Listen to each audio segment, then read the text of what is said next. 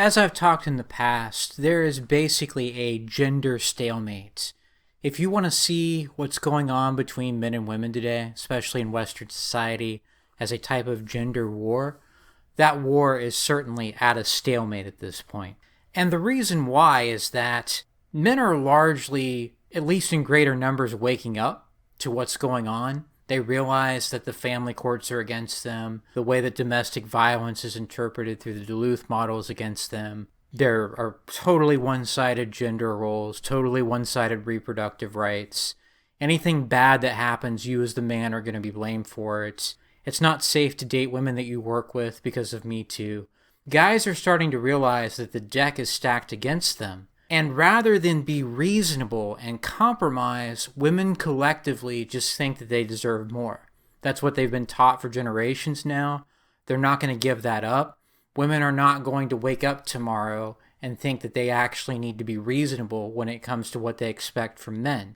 And the result is that you have a you will work for free mentality in society today in terms of what's expected of men. You have this idea that, well, we're not going to pay you, but you still need to do all this and basically get nothing for it. And men that are becoming aware of this are deciding, nah, I'm just not going to be a part of that type of system. I'm not going to get married.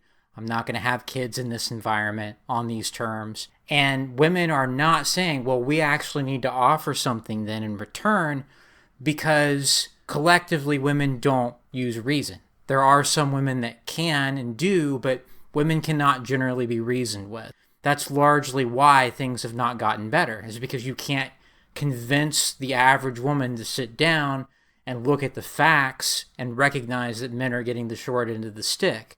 And so the stalemate is, on one side, you have men who have no incentive to participate in the conventional relationship dynamic that could lead to marriage and family, not when you look at the actual benefits and costs.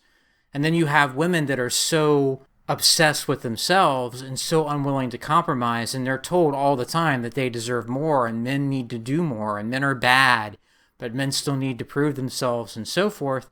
And so there really is no result from this other than detachment, other than withdrawing from this, other than not participating in this if you're a guy, because things are not going to get better and this stalemate is going to continue because it's this you will work for free. Men need to do more but not get anything for it and be happy with that, and that's not going to change anytime soon.